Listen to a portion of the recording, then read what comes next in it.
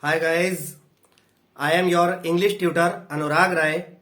In this video, I am going to explain chapter 6 from your English supplementary reader Snapshots class 11th.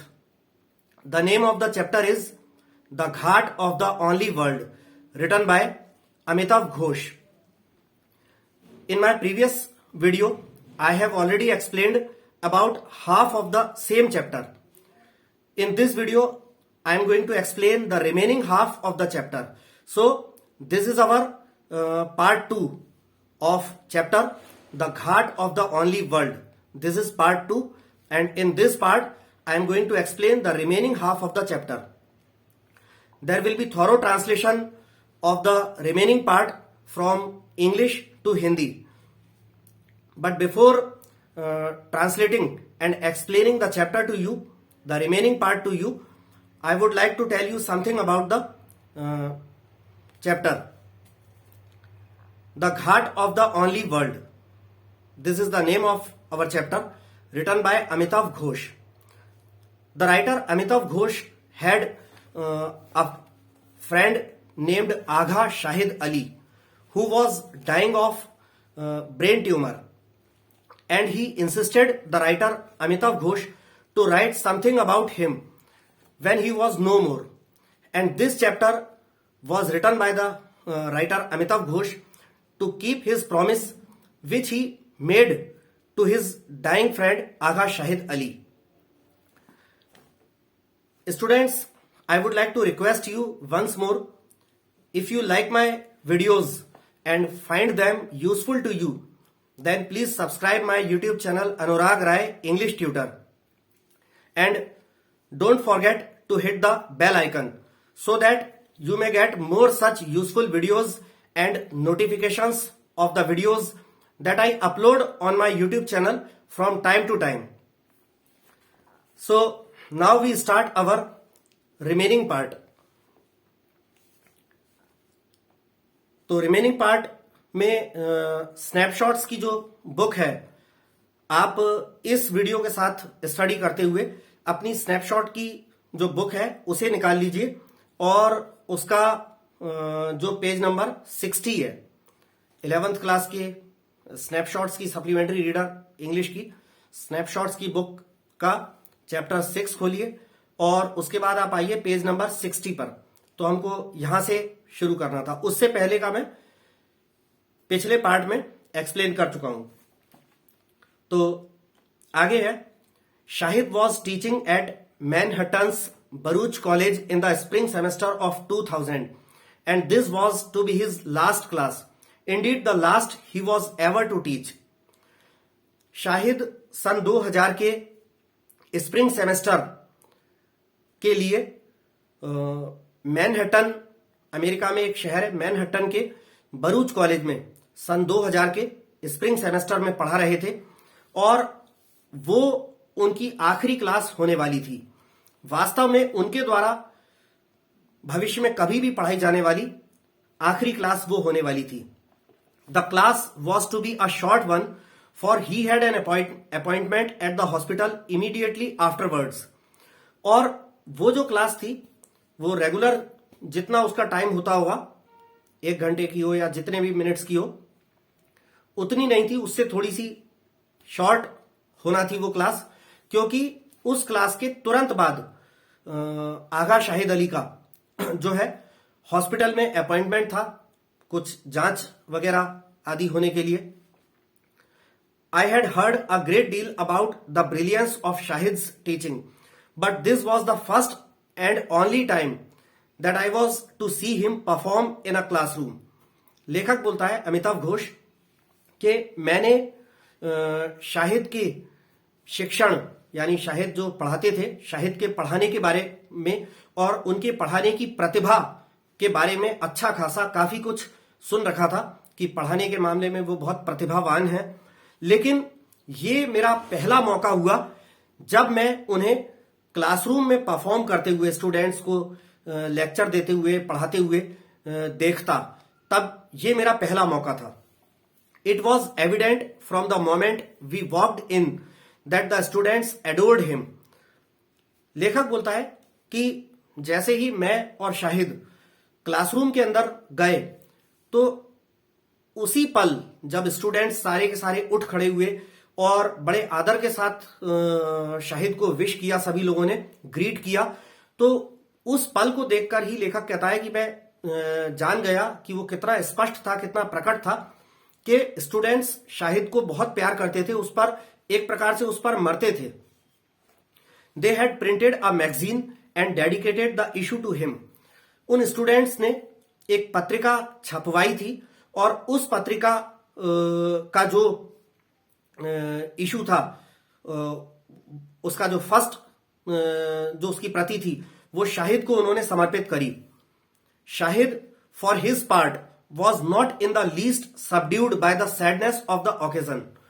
Shahid अपनी तरफ से शाहिद भी उस अवसर की उदासी से बिल्कुल भी दबे हुए नहीं प्रतीत हो रहे थे।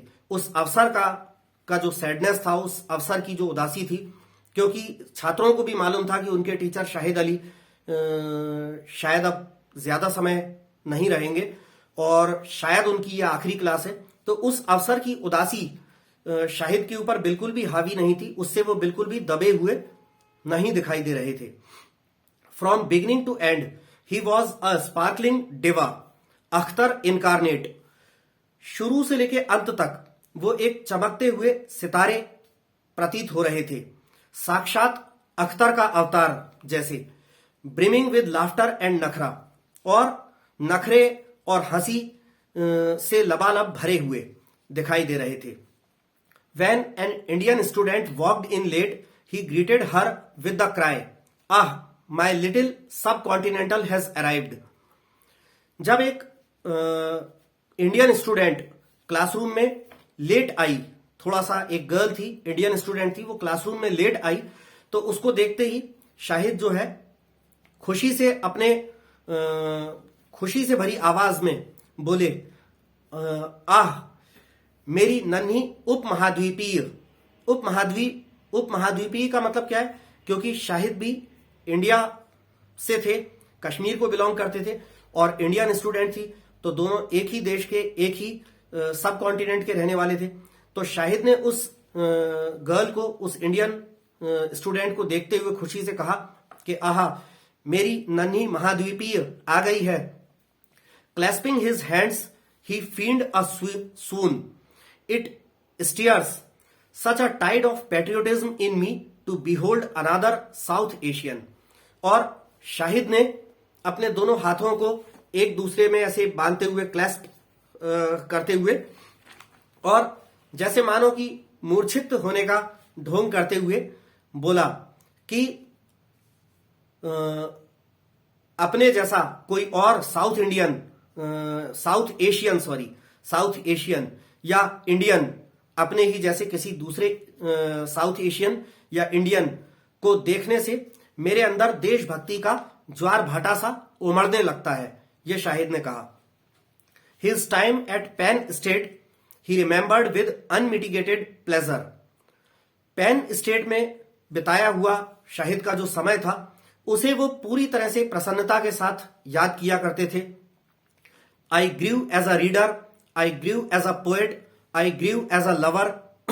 और शाहिद बोलते थे कि मैं एक पाठक के रूप में बड़ा हुआ, एक कवि के रूप में बड़ा हुआ, एक प्रेमी के रूप में बड़ा हुआ। He fell in love with a vibrant group of graduate students, many of whom were Indians. Shahid को एक जोशीले ग्रेजुएट छात्रों के एक समूह से बहुत प्रेम था और उन जोशीले ग्रेजुएट छात्रों के समूह में से ज्यादातर जो छात्र थे वो इंडियंस थे। This was he often said the happiest time of his life. Shahid अक्सर कहते थे कि वो उनके जीवन का सबसे खुशनुमा समय था। Later Shahid moved to Arizona to take a degree in creative writing. बाद में फिर शाहिद जो है सृजनात्मक लेखन का कार्य करने के लिए मैनहट्टन से एरिजोना शिफ्ट हो गए। आगे है This in turn was followed by a series of jobs in colleges and universities. Hamilton College, the University of Massachusetts at Amherst, and finally the University of Utah in Salt Lake City, where he was appointed professor in 1999. इसके बाद Arizona में shift होने के बाद, Arizona के बाद से फिर उन्होंने कई सारे अमेरिका के कई सारे अलग अलग शहर बदले, कई सारे अलग अलग कॉलेजेस में और यूनिवर्सिटीज में उन्होंने जॉब्स करी, जिसमें फिर लेखक बताता है कि हैमिल्टन कॉलेज था, the university of Massachusetts at Amherst, Hamilton college जो कि द यूनिवर्सिटी ऑफ मैसाचुसेट्स से एफिलिएटेड होगा एमहर्स्ट शहर में, और उसके बाद अंततः the university of Utah in Salt Lake City, Salt Lake City में उताह यूनिवर्सिटी में अंततः शाहिद पहुंच गए, जहां सन 1999 में उन्हें प्रोफेसर नियुक्त किया गया. He was on leave from Utah doing a brief stint at New York university when he had his first blackout in February 2000. Shahid Utah university में जो प्रोफेसर की जॉब पर अपॉइंट हो गए थे, वहां से वो कुछ समय के लिए लीव पर थे, छुट्टी पर थे, और न्यूयॉर्क यूनिवर्सिटी में एक संक्षिप्त कार्यकाल, एक छोटे समय का कार्यकाल अपना कर रहे थे, जब उनको पहली बार फरवरी 2000 में ब्लैकआउट आया, यानी वो ब्रेन ट्यूमर की वजह से एकदम से आंखों के आगे अंधेरा छा जाना और ऐसा लगना कि जैसे आंखों की रोशनी चली गई हो, फिर कुछ समय बाद वापस दिखने लगना, ऐसा ब्लैकआउट उनको पहली बार फरवरी 2000 में हुआ, जब वो छोटे से कार्यकाल के लिए न्यूयॉर्क यूनिवर्सिटी में थे. After 1975 when he moved to Pennsylvania, Shahid lived mainly in America. 1975 के बाद जब शाहिद पेंसिल्वेनिया चले गए थे, तब के बाद से शाहिद ज्यादातर अमेरिका में ही रह रहे थे. His brother was already there and they were later joined by their 2 sisters. Shahid का भाई पहले से ही पेंसिल्वेनिया में था और बाद में कुछ समय बाद शाहिद की 2 बहनें भी वहां आ गई थी. But Shahid's parents continued to live in Srinagar, and it was his custom to spend the summer months with them there every year. लेकिन शाहिद के माता पिता कश्मीर छोड़कर नहीं आए, वो वहीं श्रीनगर में ही रहते रहे, और शाहिद का जो है, शाहिद ने एक तरह से परंपरा सी बना ली कि हर साल गर्मियों में, गर्मी के महीनों में शाहिद इंडिया आ जाते थे, कश्मीर श्रीनगर आ जाते थे, और हर साल गर्मी के महीने का समय वो अपने माता पिता के साथ श्रीनगर में बिताते थे. ऐसा शाहिद ने हमेशा की अपनी प्रथा बना ली थी 1975 के बाद से ही. आगे है, I always move in my heart between sad countries, travelling between the United States and India. He was thus and an intermittent but first hand witness, Shahid, to the mounting violence that seized the region from the late 1980s onwards. तो कह रहे हैं शाहिद कहते थे कि मैं इन दुखी देशों के बारे में हमेशा अपने दिल में ही सोचता रहता हूं. ऐसा शाहिद कहते थे कि इन दुखी देशों के बारे में मैं हमेशा अपने दिल में ही, अपने मन में ही सोचता रहता हूं. और आगे ये है, travelling between the United States and India, he was thus an intermittent but first hand witness, Shahid, to the mounting violence that seized the region from the late 1980s onwards. और अमेरिका से लेकर यूनाइटेड स्टेट्स से बार बार हर साल India आना, तो शाहिद जो है America से बार बार इंडिया आते समय, थोड़े थोड़े समय बाद अमेरिका से इंडिया आने पर पहले चश्मदीद गवाह बने. किस बात के? 1980 के दशक के बाद के समय में कश्मीर घाटी में जो हिंसा बढ़ती चली जा रही थी, उस हिंसा के शाहिद पहले गवाह बने। It was 89, the stones were not far, science of change everywhere, Kashmir would soon be in literal flames. आगे लेखक जो है एक शाहिद की ही कविता में से लिखी गई एक लाइन को यहां कोट करते हैं। लेखक बोलता है, शाहिद की ही लिखी हुई लाइन को कोट कर रहा है कि 89 का समय था, पत्थर ज्यादा दूर नहीं थे, बदलाव के संकेत हर जगह थे, Kashmir would soon be in literal flames, Kashmir बहुत जल्द ही शाब्दिक अर्थों की लपटों में घिर जाएगा। ऐसे शाहिद ने अपनी कुछ कविताओं में जिक्र किया था, तो उसकी एक लाइन लेखक यहां कोट करता है। आगे है, the steady deterioration of the political situation in Kashmir, Kashmir में राजनीतिक स्थिति में लगातार होने वाली गिरावट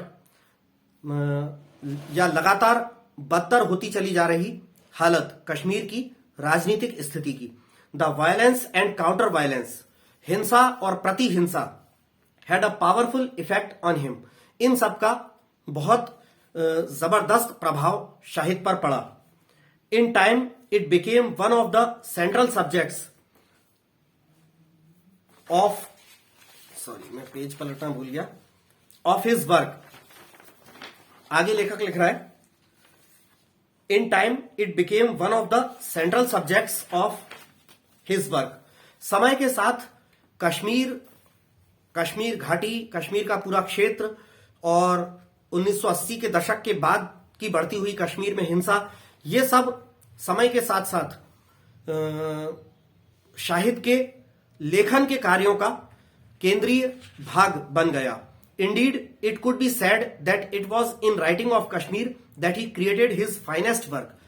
वास्तव में ये कहा जा सकता है कि कश्मीर के बारे में लिखते हुए शाहिद ने अपने लेखन के कार्य का जो सबसे फाइनेस्ट, सबसे बेहतरीन कार्य जो लेखन का किया, वो कश्मीर के बारे में लिखने का किया। The irony of this is that Shahid was not by inclination a political poet. इस बात की विडंबना यह थी कि शाहिद जो है अपने स्वभाव या प्रवृत्ति से राजनीतिक कवि नहीं थे। I heard him say once, if you are from a difficult place and that's all you have to write about, then you should stop writing. लेखक बोलता है कि मैंने शाहिद को एक बार यह कहते हुए सुना था कि यदि आप किसी कठिनाइयों से भरी जगह से बिलोंग करते हैं, आप किसी ऐसी जगह से हैं जो कठिनाइयों और संघर्षों से भरी जगह हो और उसके बारे में ही आपको लिखना पड़े, तो फिर आपको लिखना बंद कर देना चाहिए। लेखक कहता है कि ऐसा मैंने शाहिद को एक बार कहते हुए सुना था। You have to respect your art, your form, that is just as important as what you write about. आगे लेखक ये शाहिद की ही बात बता रहा है कि शाहिद ने ही ये कहा था कि आपको अपनी कला का सम्मान करना होगा, अपनी शैली का, जिस शैली में हर किसी की एक शैली होती है, एक स्टाइल होती है लिखने की, तो आपको अपनी कला का, अपनी स्टाइल का सम्मान करना होगा, जो कि उतनी ही महत्वपूर्ण है जितना महत्वपूर्ण वो चीज है जिसके बारे में आप लिखते हो। Anguished as he was about Kashmir's destiny, Shahid resolutely refused to embrace the role of victim that could so easily have been his. लेखक आगे कह रहा है कि हालांकि कश्मीर के भाग्य या कश्मीर की नियति के बारे में शाहिद जो है बहुत आहत थे, चोटिल थे, घायल थे, मन से आहत थे, लेकिन फिर भी शाहिद ने पीड़ित की भूमिका को, विक्टिम की यानी पीड़ित की भूमिका को गले लगाने से इनकार कर दिया बड़े ही दृढ़ता के साथ। और वो पीड़ित की भूमिका जो शाहिद को बहुत आसानी से मिल सकती थी, उस को शाहिद ने बड़ी दृढ़ता के साथ पीड़ित की उस भूमिका को गले लगाने से इनकार कर दिया जो पीड़ित की भूमिका उनकी बहुत आसानी से हो सकती थी। मतलब कश्मीर में होने वाली हिंसा से पीड़ित वो भी हो सकते थे, ऐसा उन्होंने अपने आप को कश्मीर में होने वाली हिंसा का पीड़ित की भूमिका निभाने से, उसको मानने से इनकार कर दिया। Had he done so, he could no doubt have easily become a fixture on talk shows and news programs. अगर शाहिद ने ऐसा किया होता, यदि शाहिद ऐसा करते, कश्मीर की वायलेंस के विक्टिम अपने आप को मानते या अपने आप को घोषित करते, अगर ऐसा शाहिद करते, तो नो डाउट इसमें कोई संदेह नहीं है कि शाहिद जो है टीवी सीरियल्स पे चलने वाले कार्यक्रम, डिबेट्स और टॉक शोज आदि में बिल्कुल स्थायी, बार बार बुलाए जाने वाला व्यक्ति बन जाते। आगे लेखक कहता है, but Shahid never had any doubt about his calling. लेकिन शाहिद को कभी भी अपनी जिम्मेदारी के बारे में कोई शक नहीं था। He was a poet schooled in the fierce and unforgiving art of language. Shahid जो है एक कवि थे जिनका प्रशिक्षण उग्र और क्षमाशील भाषा की कला में हुआ था। इस लाइन को मैं दोबारा समझा दूं कि शाहिद एक कवि थे जिनका प्रशिक्षण उग्र और क्षमाशील भाषा के आर्ट में हुआ था। Although respectful of religion, he remained a firm believer in the separation of politics and religious practice. हालांकि शाहिद जो है धर्म का, अपने स्वयं के और दूसरों के धर्म का सम्मान करने वाले थे, लेकिन वो फिर भी जो है हमेशा एक पक्के अनुयायी इस बात के बने रहे, वो पक्के मानने वाले इस बात के बने रहे कि पॉलिटिक्स और धर्म इन दोनों को अलग अलग होना चाहिए। धर्म को पॉलिटिक्स के साथ नहीं जोड़ा जाना चाहिए और पॉलिटिक्स को धर्म के साथ नहीं जोड़ा जाना चाहिए। इस बात को वो हमेशा पक्के तौर पर मानते थे। Shahid's gaze was not political in the sense of being framed in terms of policy and solutions. तो ये कह रहे हैं कि नीति बनाने और हल प्रस्तुत करने, पॉलिसी एंड सॉल्यूशंस, नीति बनाने और हल प्रस्तुत करने वाले दृष्टिकोण के हिसाब से शाहिद की निगाह राजनीतिक नहीं थी। In the broadest sense his vision tended always towards the inclusive and ecumenical an outlook that he credited to his upbringing. तो एक विस्तृत रूप में या एक व्यापक रूप में शाहिद की सोच जो थी वो हमेशा से ऐसी थी कि उनका मानना था कि अलग अलग धर्मों के लोगों को एक साथ इकट्ठा होना चाहिए। तो विस्तृत या व्यापक रूप में उनकी सोच हमेशा से अलग अलग धर्मों के लोगों को एक साथ लाने की, एक साथ जोड़ने की बनी रही। और इस सोच को शाहिद जो है इस सोच के लिए श्रेय देते थे अपनी अपब्रिंगिंग, यानी अपनी परवरिश को वो श्रेय देते थे इस सोच के लिए। इसमें जो वर्ड यूज किया है इक्यूमेनिकल का मतलब होता है कि अलग अलग जाति, धर्मों या पंथ के मतों के लोगों को एक साथ करना। आगे लेखक लिख रहा है, ही ऑफन स्पोक, यहां से मैं गलत जगह से पढ़ बैठा। He spoke often of a time in his childhood when he had been seized by the desire to create a small Hindu temple in his room in Srinagar.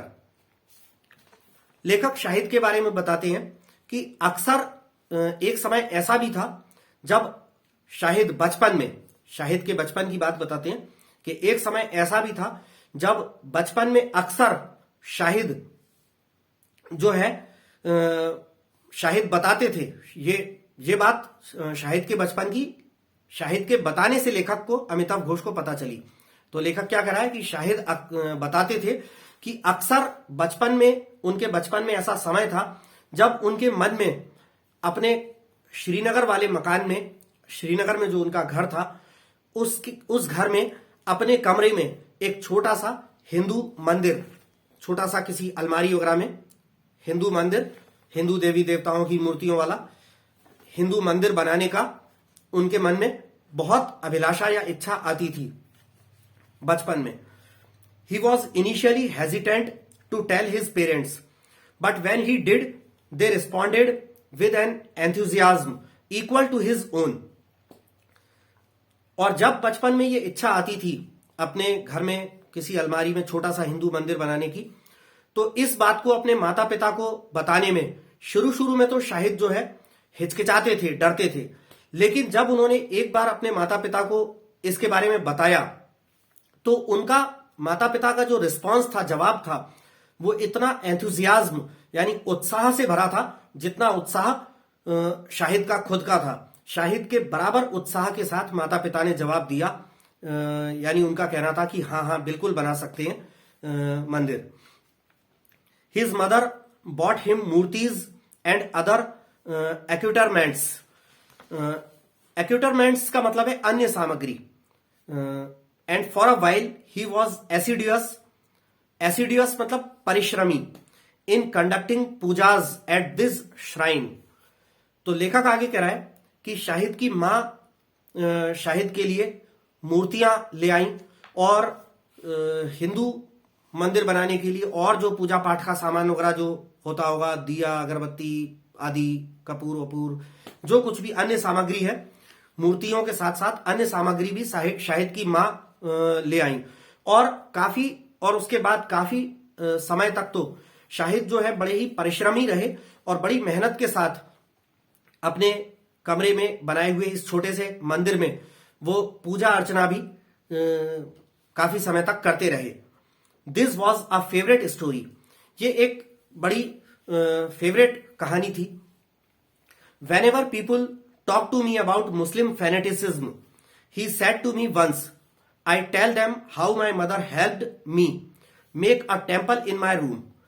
लेखक कह रहा है कि एक बार शाहिद ने मुझे बताया था, मुझसे ये कहा था कि जब कभी भी लोग मुझसे इस्लामिक कट्टरपंथ के बारे में बात किया करते थे तो मैं उन लोगों को जवाब में बताया करता था कि किस प्रकार मेरी मां ने मेरे खुद के कमरे में एक मंदिर बनाने में मेरी मदद करी थी। तो जब कोई दूसरे मुस्लिम्स शाहिद से मुस्लिम कट्टरपंथ के बारे में बात करते थे तो शाहिद उनको ये बोलता था कि नहीं नहीं, सभी धर्मों को मानना चाहिए, और इस तरह का ये भी बताता था कि किस तरह मां ने जो है उसके कमरे में मंदिर, हिंदू मंदिर की स्थापना करवाई थी।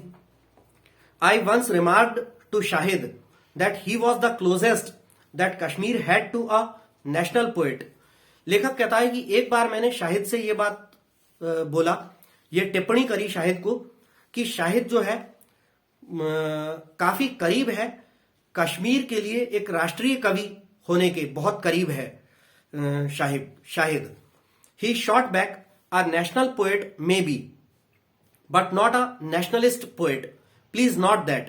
तो शाहिद ने तुरंत जवाब दिया कि हो सकता है कि राष्ट्रीय कवि, लेकिन राष्ट्रवादी कवि नहीं, कृपया वो मत बनाना। In the title poem of the country without a post office, a poet returns to Kashmir to find the keeper of a fallen minaret।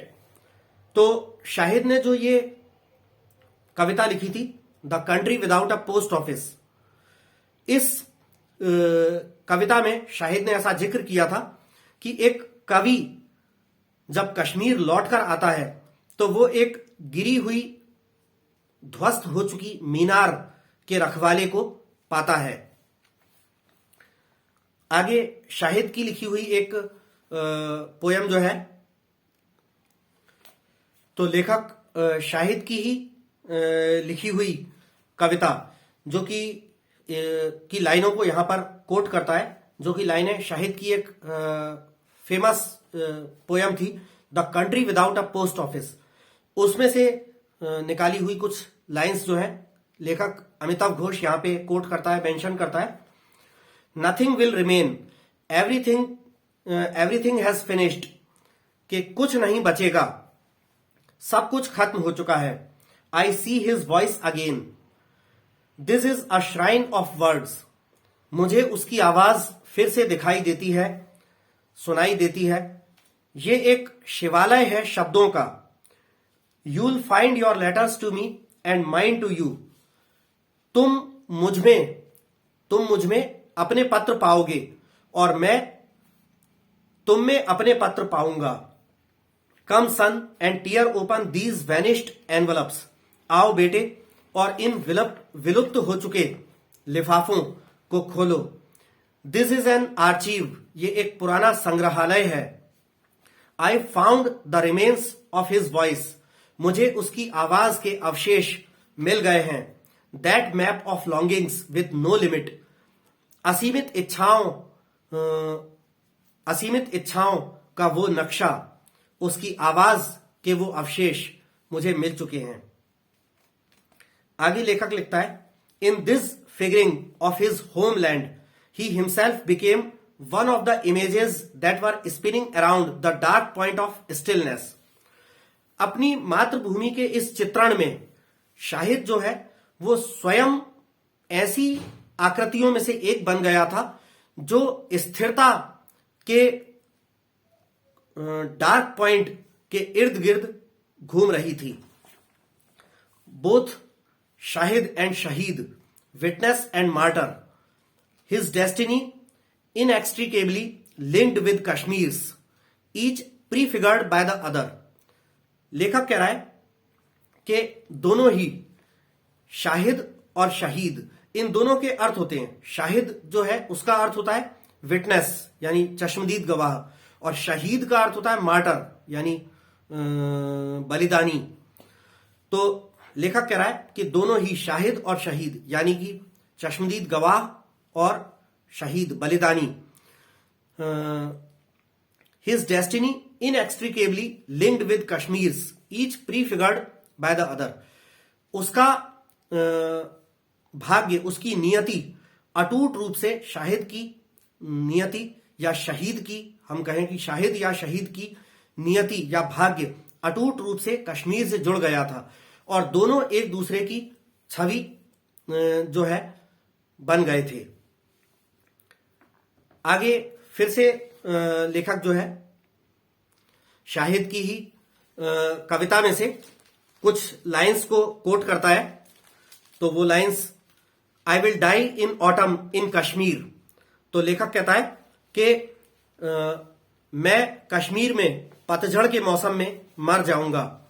And the shadowed routine of each vein, हर एक नस में छायांकित दिनचर्या, will almost be news the blood censored, लगभग समाचार निकलेंगे, मरे लहू की जांच होगी। For the saffron sun and the times of rain, केसर वाली धूप और वर्षा का वक्त होगा। ऐसा कुछ शाहिद ने लिखा है, लेखक लिखते हैं। तो ये लाइंस भी जो थी वो शाहिद की कविता the country without post office, इसमें से लेखक ने निकाली हुई है। आगे है, among my notes is a record of a telephone conversation on 5 May. लेखक कह रहा है कि मेरे पास शाहिद से बातचीत के जो लिखित में नोट्स वगैरह थे उनमें से एक में 5 मई को फोन पर हुई कन्वर्सेशन, बातचीत का एक रिकॉर्ड है।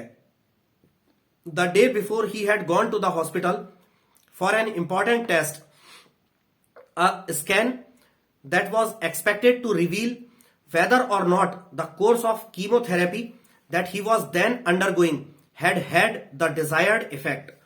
तो लेखक कह रहा है कि the day before he had gone to the hospital for an important test, कि the day before he had gone to the hospital, वो दिन जब शाहिद एक महत्वपूर्ण टेस्ट के लिए, एक महत्वपूर्ण जांच के लिए हॉस्पिटल गए थे, उससे पहले का एक दिन, और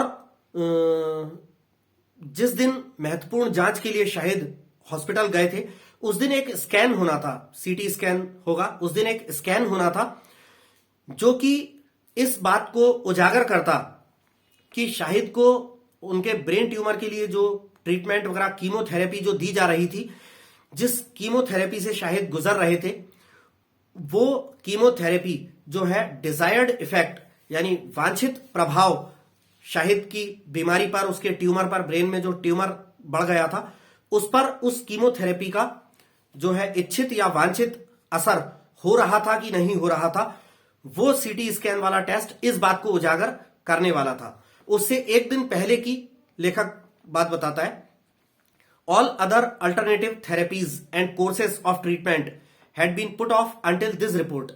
और ये जो सीटी स्कैन होना था, इस रिपोर्ट से पहले और दूसरे सारे जो है वैकल्पिक जो थेरेपीज जो दी जा रही थी, चिकित्सा की जो पद्धति दी जा रही थी, या जिस भी प्रकार का ट्रीटमेंट, दवा या थेरेपी, कीमोथेरेपी आदि हो रही थी, वो इस टेस्ट से पहले उन सबको बंद कर दिया गया था। The scan was scheduled for 2:30 in the afternoon. वो सीटी स्कैन दोपहर में 2:30 बजे होना था। I called his number several times in the late afternoon and early evening. मैंने देर दोपहर कई बार, लेखक कहता है कि अपने घर से देर दोपहर शाहिद के टेलीफोन पर कई बार फोन लगाए, और शाम होने से पहले भी कई बार फोन लगाए। देयर वॉज नो रिस्पॉन्स, लेकिन फोन नहीं उठा, कोई जवाब वहां से शाहिद की तरफ से नहीं मिला। I called again the next morning and this time he answered. लेखक बोला कि फिर अगले दिन सुबह जो है वो टेस्ट हो गया होगा, उसके अगले दिन सुबह लेखक ने फिर से फोन लगाया, और इस बार शाहिद ने फोन उठाया और लेखक से बात करी। देयर वर नो प्रीमेबल्स, बातचीत में किसी प्रकार की कोई भूमिका या प्रस्तावना नहीं थी। He said, listen Amitabh, the news is not good at all. Shahid ने बोला लेखक से कि सुनो अमिताभ, खबर बिल्कुल भी अच्छी नहीं है।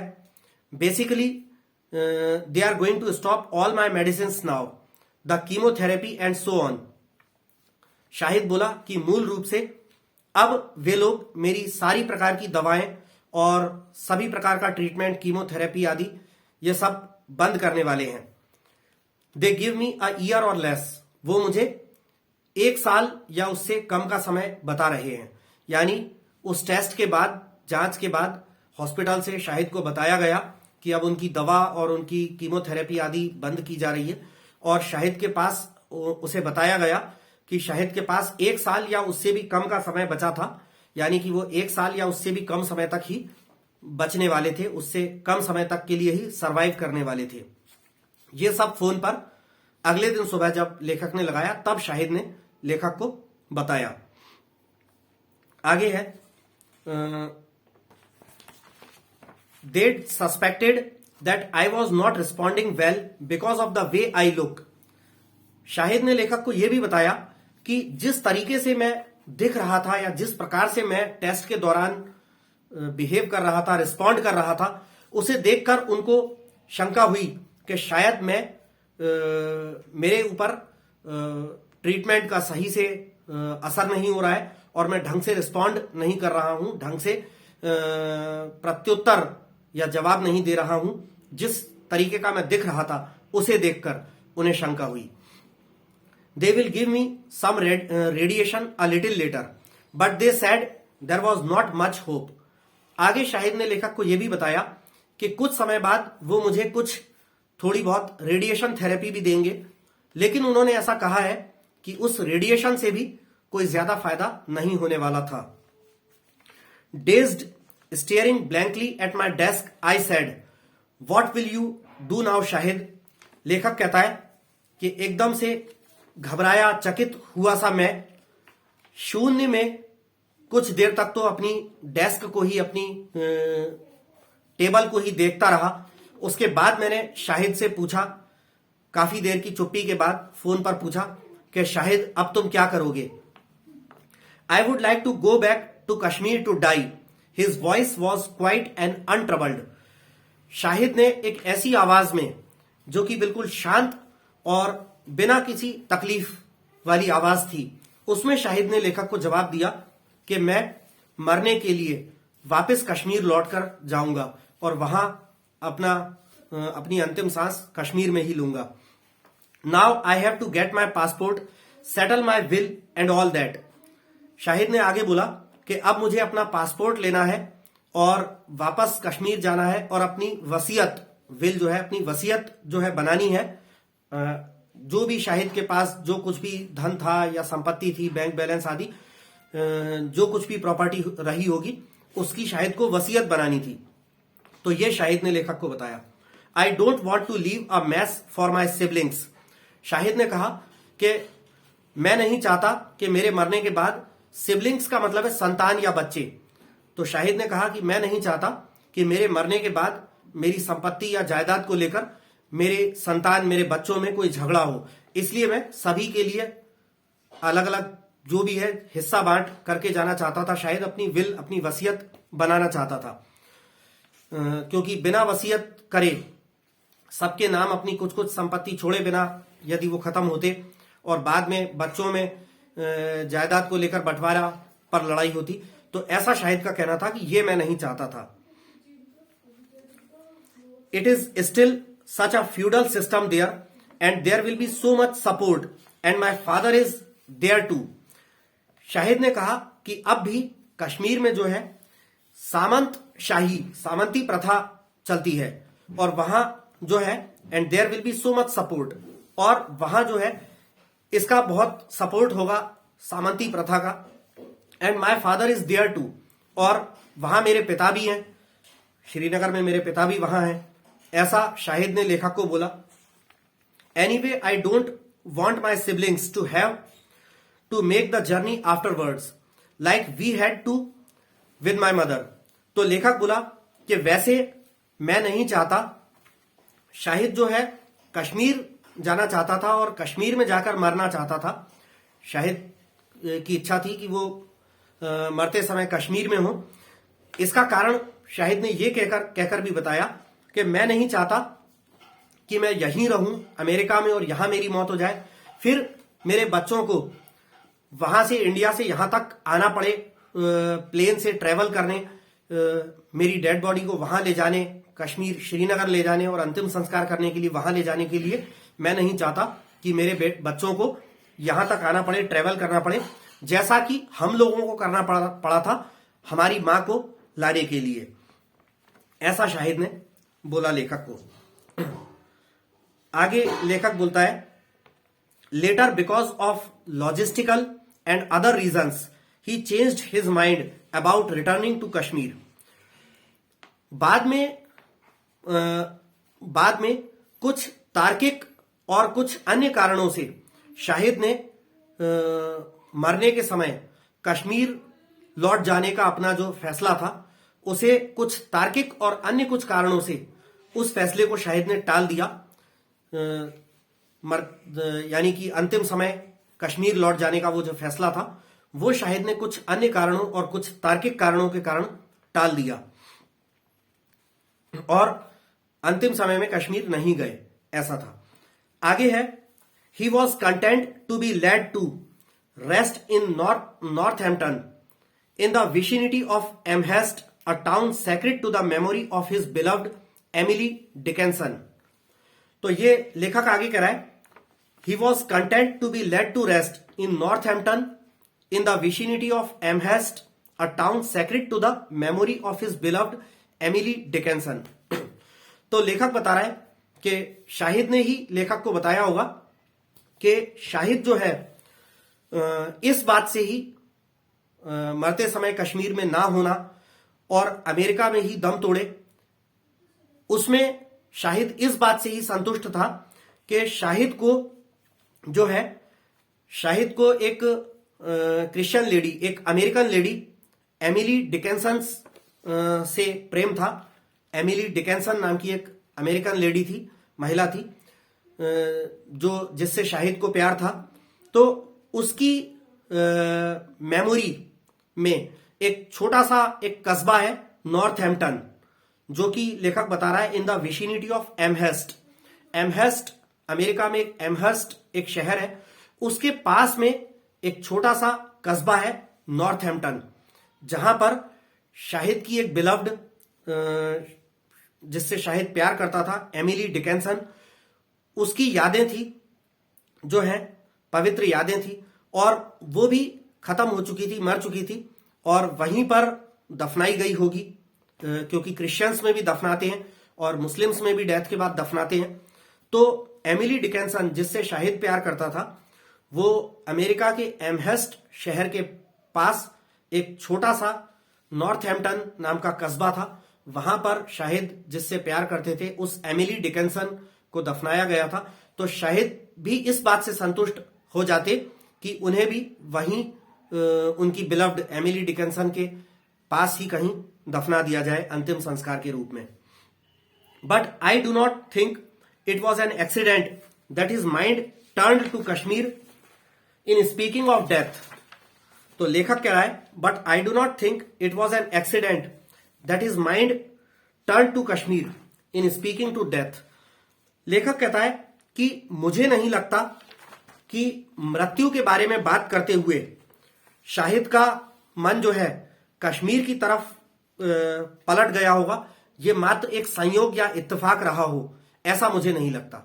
दोबारा से मैं इस लाइन को एक्सप्लेन कर दूं कि मृत्यु के बारे में बात करते हुए शाहिद का मन जो है कश्मीर की तरफ चला गया हो, यह इत्तेफाक या संयोग से हुआ हो, ऐसा मुझे प्रतीत नहीं होता। ये लेखक अमिताभ घोष कहते हैं। आगे लेखक लिखता है already in his poetic imagery death Kashmir and Shahid had become so closely overlaid as to be inseparable, like old photographs that have melted together in the rain. तो लेखक कह रहा है कि अपनी काव्य की छवियों में, पहले ही अपनी काव्य की छवियों में मृत्यु, कश्मीर और शाहिद और शहीद, यहां 2 बार लिखा है कि लेखक कहता है कि अपनी काव्य की छवियों में पहले ही शाहिद जो है वो मृत्यु, कश्मीर, शाहिद जिसका अर्थ होता है गवाह, चश्मदीद गवाह, और शहीद जिसका अर्थ होता है मार्टर यानी बलिदानी, इनके प्रति शाहिद जो था had become so closely overlaid. इन सब चीजों से शाहिद, शहीद, मृत्यु, कश्मीर, इन सब चीजों से शाहिद जो है पहले ही अपनी काव्य की छवियों में इस कदर जुड़ गए थे कि जिन्हें अलग नहीं किया जा सकता था। बिल्कुल ठीक वैसे ही जैसे पुराने फोटोग्राफ्स, पुराने समय के फोटो साथ साथ रखे हों तो पानी वानी में भीग करके एकदम चिपक करके जुड़ जाते हैं, वैसे ये सारी छवियां शाहिद की कविताओं की, ये सारी छवियां शाहिद से जुड़ गई थी जिन्हें अलग नहीं किया जा सकता था। आगे फिर से लेखक जो है शाहिद की लिखी हुई कविता में से कुछ लाइंस को यहां पर कोट करता है। तो लेखक लिखता है शाहिद की ही वो कविता the country without post office, उसमें से लिखी हुई कुछ लाइंस को लेखक कोट करता है और बोलता है यस आई रिमेंबर इट, हां मुझे स्मरण है, हां मुझे ध्यान है। The day I will die, कि वह दिन जब मैं मर जाऊंगा। I broadcast the crimson so long ago of that sky. लेखक कहता है कि मैंने वहां के गगन की लालिमा को पूर्व में ही प्रसारित कर दिया था, ऐसा लेखक बताता है। ये शाहिद की the country without post office कविता में से ली हुई लाइनें हैं कि हां मुझे ध्यान है, वो दिन जब मैं मर जाऊंगा, मैंने वहां के गगन की लालिमा को पूर्व में ही प्रसारित कर दिया था। आगे है it's spread air, it's rushing dyes and a piece of earth, उसकी हवा को, उसके रंगों को और धरती के टुकड़े को। ब्लीडिंग अपार्ट फ्रॉम द शोर, जो खून बहा रही हैं। आगे लेखक कहता है apart from the shore as we went on the day I will die, post the guards and he keeper of the world's last saffron rowed me on an island the size of a grave. तो लेखक कह रहा है कि उसके रंगों को, उसकी धरती के टुकड़े को जो खून बहा रही है, तट से अलग जब मेरी मौत के दिन सब लोग चलेंगे, पहरेदार तैनात कर देना और जगत के रखवाले भगवान ने मुझे कब्र जितने आकार के एक टापू पर पहुंचा दिया। 2 गज भूमि पर वह मुझे सूर्यास्त की ओर ले गया। आगे ऐसा लिखता है लेखक on 2 yards he rowed me into the sunset past all pain. वो पृथ्वी का रखवाला रक्षक भगवान, 2 गज भूमि पर वह मुझे सूर्यास्त की ओर ले गया जहां कोई किसी प्रकार की पीड़ा नहीं थी। On everyone's lips was news of my death but only that beloved couplet broken on his. आगे लेखक कह रहा है कि सबके होठों पर, सबके लबों पर, ये लेखक लाइन जो लिख रहा है ये कविता की, ये शाहिद की लिखी हुई कविता की लाइनें हैं। तो इसमें है on everyone's lips was news of my death but only that beloved couplet broken on his. तो इसका अर्थ क्या है? सबके होठों पर, सबके लबों पर मेरी मृत्यु का समाचार होगा, पर उसके अपने लबों पर वही 2 पंक्तियां थीं, यदि जगत में कहीं स्वर्ग है तो यही है, यही है, यही है। आगे, if there is a paradise on earth, ये लाइन मैं पहले हिंदी में बोल दी। If there is a paradise on earth it is this, it is this, it is this, कि यदि पृथ्वी पर कहीं स्वर्ग है तो यही है, यही है, यही है।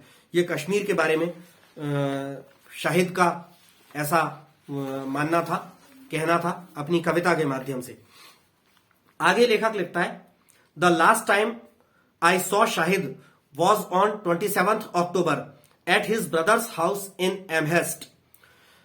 लेखक कह रहा है आखिरी बार जब मैं शाहिद से मिला तो अमेरिका में एमहेस्ट शहर में 27 अक्टूबर को लेखक का शाहिद से आखिरी बार मिलना हुआ, शाहिद के भाई के घर पर। He was intermittently able to converse and there were moments when he talked just as we had in the past. लेखक बोल रहा है कि जब मेरी आखिरी मुलाकात शाहिद से हुई तब शाहिद जो है धीरे धीरे रुक रुक कर धीरे धीरे बातचीत कर रहे थे, और कई बार ऐसे क्षण या पल भी आए जब हमने बिल्कुल वैसी ही बातचीत करी जैसे हम पहले पास्ट में किया करते थे। He was aware, as he had long been, of his approaching end, and he had made his peace with it. लेखक आगे कह रहा है he was aware as he had long been of his approaching end. अपने निकट आते अंत से शाहिद जो है, जब लेखक की आखिरी मुलाकात हुई थी और जब शाहिद बहुत कमजोरी की हालत में रुक कर धीरे धीरे बात कर रहे थे, तब लेखक कह रहा है कि तब भी शाहिद अच्छी तरह से अवेयर थे, सचेत थे, जागरूक थे, उनको सब अच्छी तरह से पता था, जैसा कि उनको पहले से पता था। किस बारे में? उनकी निकट आती हुई मृत्यु, उनके निकट आते हुए अंत के बारे में शाहिद को अच्छी तरह से पता था। और and he had made his peace with it, और शाहिद ने अपने पास आती मृत्यु के साथ शांति कायम कर ली थी। मृत्यु के निकट आते समय भी वो शांति वाली अवस्था में थे। I saw no trace of anguish or conflict, surrounded by the love of his family and friends he was calm, contented, at peace. लेखक कह रहा है कि मैंने कष्ट या परेशानी की कोई भी झलक शाहिद के हाव भाव या चेहरे में नहीं देखी। अपने परिवार वालों और अपने दोस्तों के प्यार से घिरे हुए शाहिद जो है बहुत ही शांत चित्त और संतुष्ट नजर आ रहे थे। He had said to me once, I love to think that I'll meet my mother in the afterlife, if there is an afterlife. लेखक कहता है कि एक बार शाहिद ने मेरे से कहा था, पहले कभी एक बार शाहिद ने मुझसे कहा था कि यदि कभी मृत्यु के बाद, जीवन के बाद भी कोई जीवन होता हो, जैसा कि इस्लाम में माना जाता है लाइफ आफ्टर डेथ, यानी मृत्यु के बाद का जीवन, तो शाहिद ने कहा कि अगर मृत्यु के बाद का कोई जीवन होता है तो मैं इस बात को सोचकर बहुत ज्यादा खुश हूं कि यदि मृत्यु के बाद का जीवन होता है तो फिर मैं मरने के बाद अपनी मां के पास चला जाऊंगा और अपनी मां से मिलूंगा मृत्यु के बाद के जीवन में, यदि ऐसा होता है तो। I had the sense that as the end neared this was his supreme consolation. लेखक कहता है कि मेरे अंदर ये भाव आया कि जैसे जैसे शाहिद का अंत निकट आ रहा था, ये शाहिद का सर्वोच्च सांत्वना या ढाढ़स या धीरज था। कौन सी बात? कि मृत्यु के बाद वो अपनी मां से जाकर मिलेगा, अगर आफ्टर लाइफ होती है तो, मृत्यु के बाद का जीवन होता है तो। ये शाहिद का सुप्रीम कॉन्सोलेशन था, यानी सर्वोच्च सांत्वना थी। He died peacefully in his sleep at 2 AM on 8 दिसंबर। लेखक कहता है कि शाहिद जो है 8 दिसंबर को, लेखक 27 अक्टूबर को आखिरी बार शाहिद से मिला था। उसके बाद फिर करीब 1 महीना 10 दिन या 12 दिन माने 1.25 या 1.5 महीने तक लेखक की शाहिद से मुलाकात नहीं हुई। और शाहिद जो है 8 दिसंबर को रात 2 बजे बिल्कुल शांति से उन्होंने अपनी अंतिम सांस ली। नींद में ही, सोते ही वो चल बसे। नींद में ही उन्होंने अपनी रात 2 बजे 8 दिसंबर को अपनी अंतिम सांस ली। Now in his absence I am amazed that so brief a friendship has resulted in so vast a void. लेखक कह रहा है कि अब शाहिद की अनुपस्थिति में मैं इतना ज्यादा आश्चर्यचकित हूं कि शाहिद के साथ इतने संक्षिप्त या कम समय की मेरी दोस्ती ने इतना बड़ा एक शून्य बना दिया था। यानी शाहिद का जाना लेखक को बहुत खल रहा था। ऐसा लग रहा था जैसे कोई बहुत बड़ा शून्य सा उसके जीवन में आ गया हो। हालांकि आश्चर्य इस बात का हो रहा था कि शाहिद के साथ लेखक की दोस्ती बहुत छोटे या कम समय तक रही थी। इसके बाद भी इतना बड़ा लेखक के जीवन में कोई शून्य भाव सा बन जाना, इस पर लेखक को आश्चर्य हो रहा था। Often when I walk into my living room I remember his presence there, particularly on the night when he read us his farewell to the world. I dream I am at the ghat of the only world. लेखक कह रहा है कि often when I walk into my living room, अक्सर जब मैं अपने living room में यहां वहां आगे पीछे चहलकदमी कर रहा होता हूं, टहल रहा होता हूं, तो I remember his presence there, तो मुझे वहां शाहिद की उपस्थिति याद आती है। Particularly on the night when he read us his farewell to the world, और खास तौर पे लेखक कह रहा है खास तौर पर उस रात की बात मुझे याद आती है, शाहिद की उपस्थिति की। वो रात मुझे ध्यान आती है जब शाहिद ने संसार से अपनी विदाई, दुनिया से अपनी फेयरवेल, शाहिद की दुनिया से जब विदाई होगी, फेयरवेल होगा, तो उसके लिए शाहिद ने कुछ कविता की कुछ पंक्तियां लिखी थी। तो वो जब शाहिद ने सुनाई थी जिस रात को, वो खास तौर पे लेखक को ध्यान आती है। और शाहिद ने संसार से अपना रुखसत लेना या विदाई की पंक्ति में एक लाइन जो कही थी, उसको लास्ट में लेखक लास्ट लाइन में कोट कर रहा है, आई dream I am at the Ghat of the only world. मैं ऐसा सपना देखता हूं कि मैं मात्र इसी संसार के घाट पर हूं। तो यहां पर आकर लेखक जो है इस चैप्टर को the Ghat of the only world को समाप्त करता है। और लेखक ने अपने उस मरते हुए दोस्त आगा शाहिद अली, जिसके साथ लेखक की ज्यादा पुरानी नहीं लेकिन बहुत अच्छी और गहरी सच्ची मित्रता हो गई थी, उसको मरने से पहले जो लेखक ने प्रॉमिस किया था कि हाँ, तुम्हारे मरने के बाद तुम्हारे बारे में मैं कुछ लिखूंगा, तो लेखक ने इस चैप्टर को लिखकर अपने मरते हुए दोस्त से किया हुआ वो प्रॉमिस अपना पूरा किया। तो यहां पर आकर चैप्टर समाप्त होता है। आगे के चैप्टर्स के साथ मैं आपसे फिर मिलूंगा। तब तक के लिए धन्यवाद।